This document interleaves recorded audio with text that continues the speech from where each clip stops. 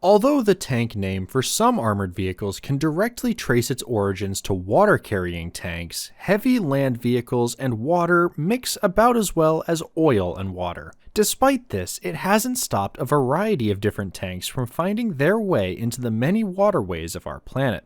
Join me today as we discuss the strange phenomenon of tank boats and why a country might decide to build them.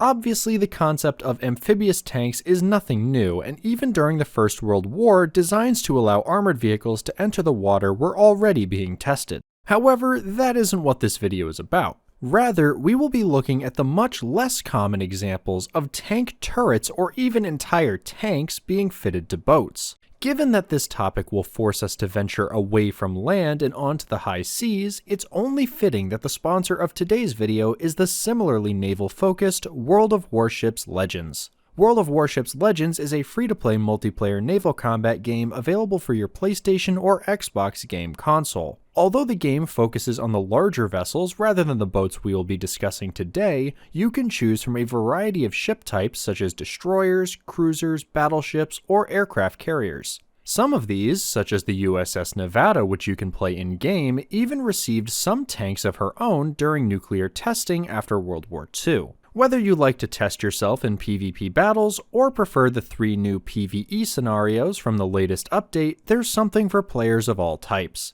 Defend allied vessels against waves of enemy attacks in Frost Sword and Bleeding Heart, or capture strategic objectives while battling through enemy lines in Chainbreaker. Check it out using my link below to register for a special starter bonus to kickstart your naval dominance today. This includes the premium Tier 3 battleship Arkansas, the Tier 3 German cruiser Karlsruhe, 7 days of premium time, 5 common crates, 10 red, white, and blue, and 10 hunter camos. Huge thanks to them for sponsoring. Now let's sail back to calmer waters to get back to our main topic. As mentioned in the intro, amphibious tanks are a fairly common type of armored vehicle. Designs such as the US LVT variants or Soviet PT-76 provide a way to transport heavy firepower in regions which consist of wetlands or waterways. This can even be pushed to the extreme with vehicles such as the Japanese Kachi, which could be argued to be more boat than tank when outfitted for swimming. The United States played around with similar ideas using the M18 Hellcat to allow it to swim to shore and provide supporting fire as it did so. What if we continue this conversion to the final stage though, and rather than adapt a tank for amphibious operations, fully convert it to a life on the water? The first question regarding this has to be why? Why would you want to use tank parts on a boat? Thankfully, the answer to this is relatively simple. It's easy and cheap. Say you have a boat you wish to add a cannon to. You have several options of how you can go about doing this. First, you can simply mount the gun on a pedestal mount like you see on many ships around the turn of the century. These can be either fitted directly to the deck or on ships such as the USS Olympia, they are integrated into enclosed housings within the ship. The downside of this is that unless you add an armored shield of some sort, the gun crew have little to no protection from enemy fire. This brings us to the next solution of placing the gun within either the aforementioned armored shield or a purpose-built turret. While the latter solution may be a simple one for a nation with an existing shipbuilding industry, for other nations a purpose-built gun fixture may prove too costly to buy or manufacture. This leaves us with the secret third option. Reuse the turrets you already have from your tank fleet. Simply pull the turret off the production line or off of worn-out tanks already in service and plop it on your boat. We can see several real-world examples of this just by looking at the most well-known operator of tank boats, the Soviet Union and their riverine fleet. The origin of these gunboats stems from the vast river networks throughout what was previously the Russian Empire. Many areas of the empire were virtually cut off from civilization, and these rivers were their only methods of connection and communication, necessitating the existence of a riverine navy to maintain security. In the early 1900s, the Russian Imperial Navy was in the process of developing a new strategy for defense of their rivers in the Russian Far East along the borders of potentially hostile nations such as China. Unlike the larger ships meant for the high seas, this fleet would consist of several armored gunboats that would be supported by fast dispatch boats. What emerged from the project was essentially riverine light tanks able to combine armor with significant speed and were tasked with defending convoys and breaking through enemy positions. Classes such as the D-type possessed a turret, however this was of an original design and did not come from the early Russian tank program. Following the conclusion of World War I and the Russian Civil War, the new naval forces of the Workers' and Peasants' Red Army continued to operate these older vessels and those designed during the war. However, it was quickly realized through war planning and the eventual Sino-Soviet conflict in 1929 that new classes of armored gunboats were necessary. It was at this time that the decision to mount tank turrets was made. The two classes that emerged out of this order were based on the areas in which they were to be used, with one being known as the Amur type for operation on the Amur River on the border with China, and the other being the Dnieper type for use on the Dnieper River. Both were to be equipped with a turret armed with one 3-inch 76.2mm gun, however, the turrets differed from each other. The choice to utilize tank turrets harkens back to the discussion previously mentioned in the earlier section of this video, with the most simple explanation being that the turrets provided an easy way to arm armored gunboats with equally armored turrets. Instead of creating a custom design mount that would necessitate a new production line, turrets from current Army production could be requisitioned, hastening construction of the boats as well as benefiting the crews due to the availability of ammunition and parts. This greatly benefits nations with limited infrastructure, which was exactly the case for the Soviet Union due to the loss of shipbuilding facilities during their civil war. The first design we will look at is the Project 1124. These boats were the results of the Amur type requirement mentioned earlier, and likely due to the recent conflicts with China and the involvement of Japan in mainland Asia, this project was given utmost priority. Complications with the construction of equipment that the boats were supposed to use, such as their engines, meant that the design phase was wrought with difficulty when it came to their dimensions and how much armor could be applied. Eventually, the team settled on a design that was a length of 25.3 meters, 83 feet, and a beam of 3.59 meters, 11.77 feet, and a very light draft of 0.76 meters, 2.5 feet. However, instead of opting for a flat bottom that might be expected of a riverine boat, they decided to go with a V design with a raised forward keel line so that the boats could both prevent getting stuck in the muddy areas of the river and ease the process of beaching on shore for landing operations or repairs. The boats had an impressive top speed of 21 knots with their twin GAM-34 engines, originally an aircraft engine, producing up to 1,700 horsepower. Now, despite these boats being called armored gunboats and having a standard displacement of 37 tons, don't expect them to be matching their tank counterparts on land. Their belt armor was only 6mm thick, with the deck being 4 to 7mm depending on the location, and the conning tower only 8mm. In fact, the only substantial amount of armor was surrounding the main armament, this armament being two 3-inch KT-28 cannons housed in two turrets from the T-28 medium tank, protected by 20mm of armor. Despite having the advantage of greater protection for such a vessel, the usage of the T-28's turret had major drawbacks due to its poor gun elevation and weight. Despite this, the turrets were retained but modified in their mountings to prevent being swamped while underway.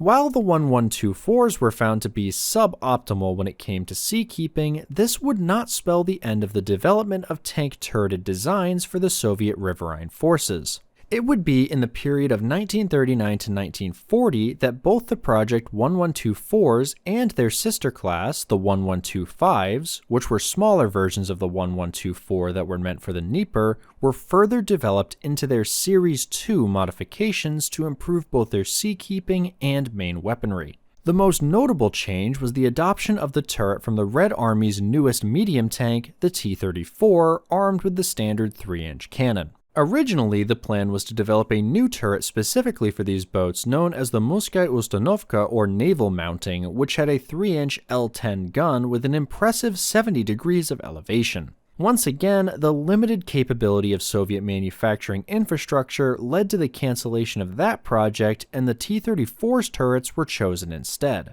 For basic configuration of the 1124s, 2 turrets were placed fore and aft of the central conning tower, and on said conning tower was the addition of a twin 12.7mm Dishka mount. The 1125s would mainly be armed with 1 T-34 turret and an MG-1 aft. However, there were some interesting modifications seen. In 1942, one 1124, the BruhMcGG number 41, and one 1125, the BruhMcGG number 61, were chosen as test beds for the adoption of a naval variant of the well-known Katyusha rocket launcher. Number 61 was armed with one 82mm M8M launcher, while number 41 was equipped with one 132mm M13M launcher, with both boats losing their aft turret to fit the launchers. After combat tests during the Battle of Stalingrad, the launchers were declared a success. However, modifications needed to be made, the most notable being to keep the rockets from falling off the launchers during poor conditions. At the start of the war, the majority of the armored boats in service were in Asia, and this left the Eastern European forces having to defend against the Germans with only a small number of boats ranging from World War I vintage designs to modern Project 1125s. Like the case for the Army's tank production, the Navy also saw hits to its capability to produce more boats. The needs of the Army saw the Navy unable to requisition the needed amount of tank turrets, and as such, there were significant numbers of boats armed with old open-mount Lender 3-inch guns on the forward section. Like the T-34 during this period, as soon as a boat's construction was completed, it was sent straight to the front, with many sent to Stalingrad and eventually spread out to fleets such as the Azov and Caspian flotillas.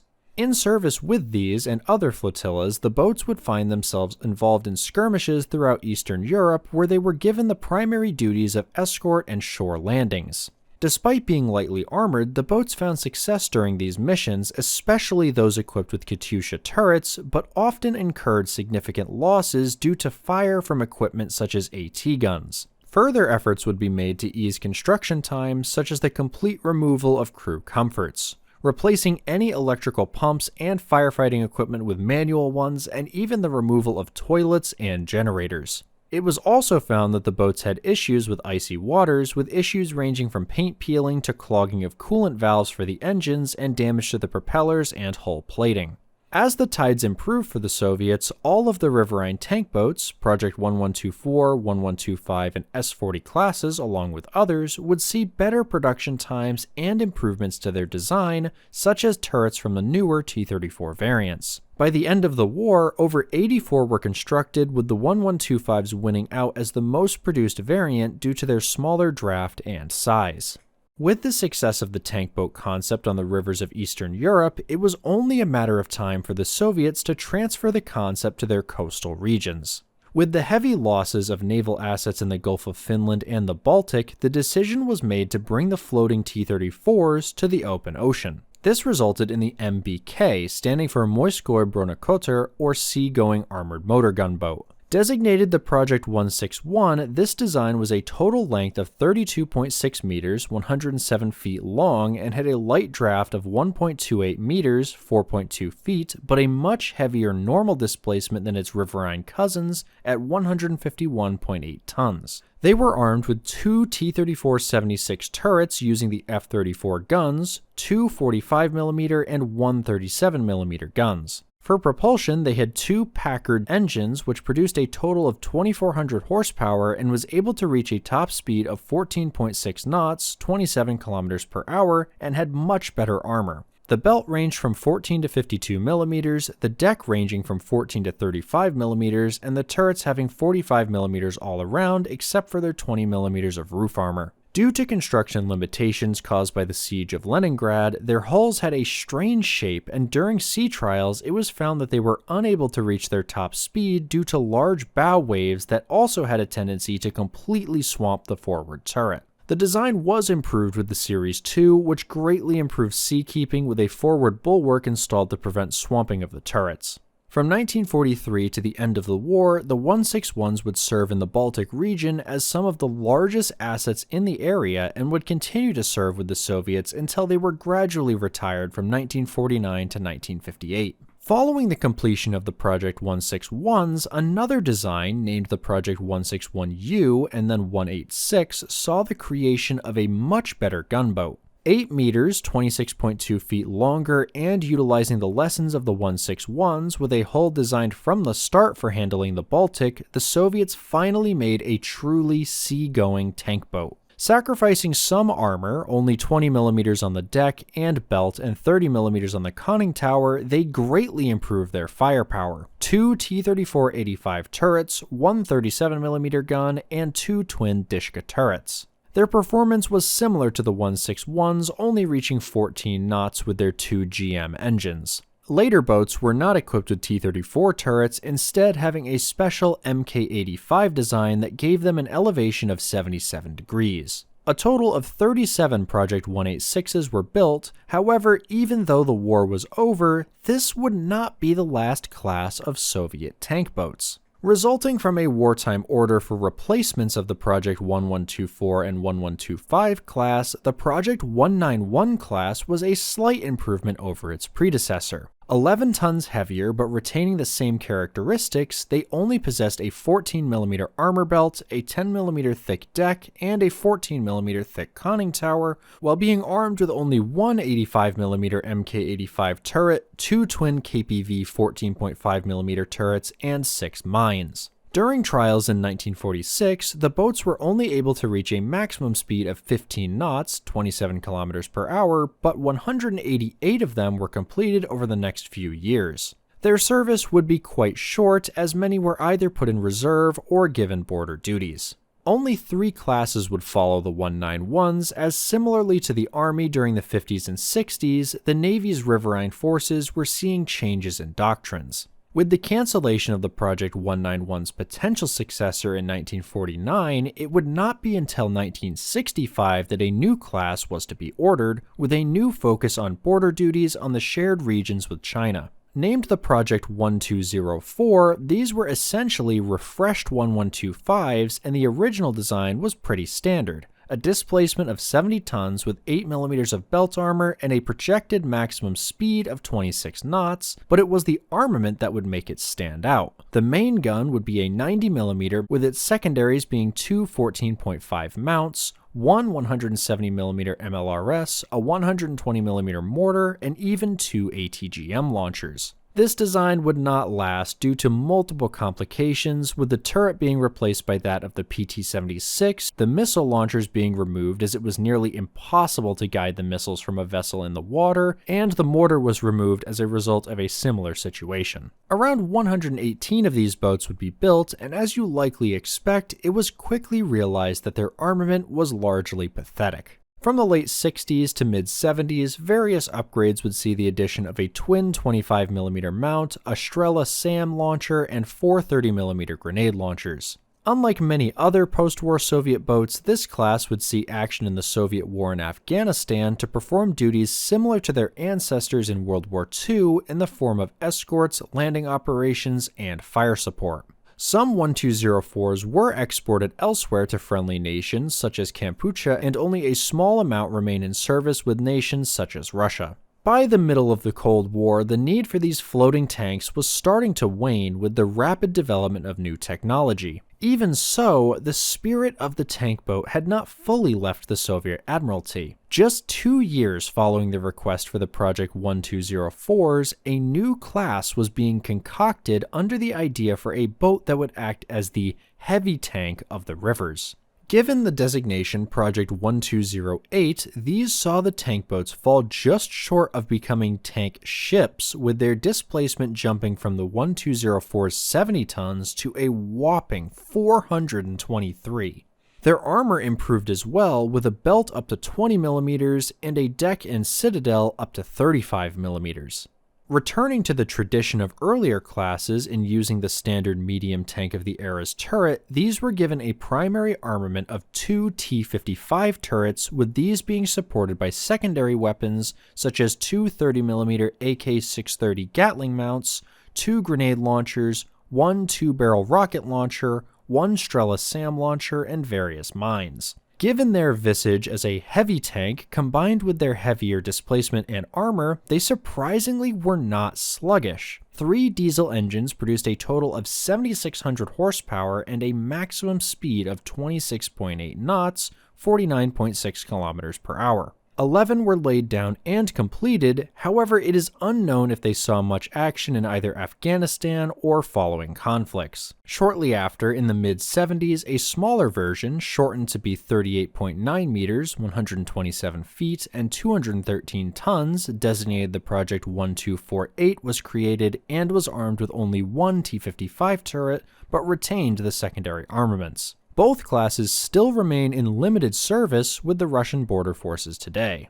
Although, as mentioned earlier, the tank boat concept largely faded during the Cold War, it is far from extinct. Similar ideas have also been tried outside of the Soviet Union, such as this French Sherman minus the running gear fitted to a boat. The North Koreans have also mounted tank turrets to their gunboats, just like the Soviets, even going so far as to equip a former Soviet minesweeper with a modified T-3485 turret to act as a corvette. Even today, the tank boat lives on through a modern project literally called the Tank Boat. Led by John Cockrell, this design features the Cockrell C-3030 turret being built for Indonesia. This will, in theory, provide a cost-effective option with powerful firepower for a variety of roles. The tank boat phenomenon is yet another example of how militaries can work around limitations in manufacturing capacity to still create new weapons for their arsenal, or in this case, their fleets. Although they will never match the firepower of a true warship, compared to many other gunboats, these could truly pack a punch. But what do you think of these unique vessels?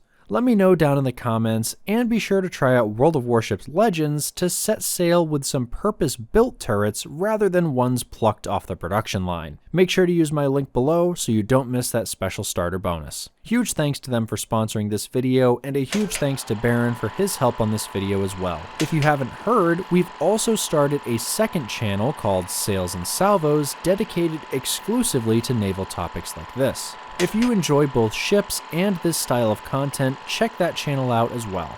As always, thank you to my ConelyFans for your constant support of my content, and to all of you for watching. That's all I have for you today though, so I hope to see you back on my next video, or over on the Sails and Salvos channel.